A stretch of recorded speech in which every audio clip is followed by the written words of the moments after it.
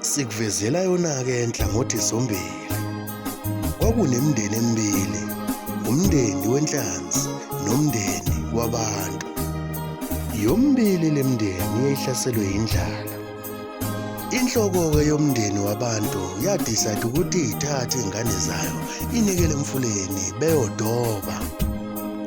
Inhlanzi-ke eyikhanda lomndeni yakhetha ukuthi ayiwuthatheke umndeni wayo bazungeze emanzini babheke izinambuzane ukuze ezokwazi ukuthi afide abantwana babo. Wathi mayeliphosa lo ngaphandle idoba liphose emanzini. Zajabula izingane lapha eceleni zixoxelana zodwa. Zithi angathi solala zidlile ubaba usazamela ukudla. Ngalesikhathi lingena idoba emanzini liqhushiwe ngesinambuzane ngaphambili. Izinhlanzi nazo zazisibona isinambuzane.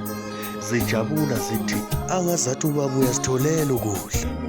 Yathi leyo nhlanzi eyikhanda lomndeni ithi yasibamba isinambuzane isijabula nayo ngenhliziyo ukuthi kuze ngibatholele abantwana bami ukudla. Kanti idoba kwaba ukuphela kwayo. Zajabula lezi ngane ngaphandle zijabuliswa ukuthi sezolala zidlile. Kanti ngaloso sikhathi siyaqhuma isililo ngaphakathi emanzini. Ziyakhala inhlanzi zithi waze washiya kabuhlungu baba, washiya uthi uyozizamela ukudla.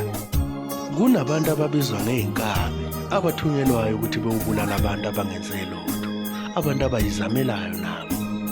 Bababulale kalula kungadikizi ngisho inqulu kube ngathi baciphiza amaphela.